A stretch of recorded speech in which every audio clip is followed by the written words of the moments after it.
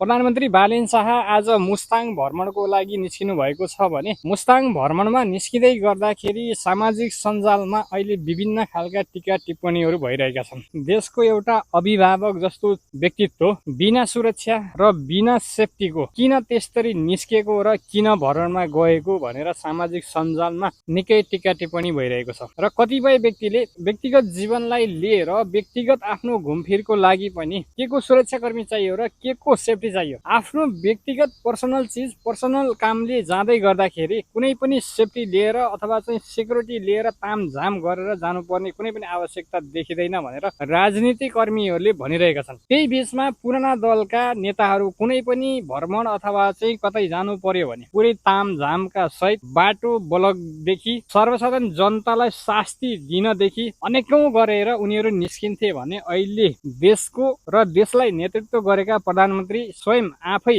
गाडी चलाएर मुस्ताङ भ्रमणमा निस्किनु भएको छ र निस्किँदै गर्दाखेरि विभिन्न खालका टीका टिप्पणी भइरहेका छन् र हुन्छन् साथीहरू। विरोध गर्ने मान्छेहरूले कसरी विरोध गर्ने, कसरी तल पार्ने, कसरी यसलाई तल खसाल्ने भन्ने व्यक्तिहरू धेरै हुन्छन्। त्यही भएर सो आफूले आफ्नो तरिकाले टीका टिप्पणी गर्न पाइन्छ र पाइयो। र साथीहरू यो भिडियो तपाईलाई कस्तो लाग्यो? प्रधानमन्त्री बालेन शाहज्यू बिना सेफ्टी र बिना सुरक्षा कर्मीको मुस्ताङ भ्रमणलाई लिएर तपाईले के भन्नुहुन्छ? जे जस्तो लाग्छ, जे भन्न मन लाग्छ त्यही कमेन्ट बक्समा कमेन्ट गर्न चाहिँ नबिर्सनु है साथीहरू।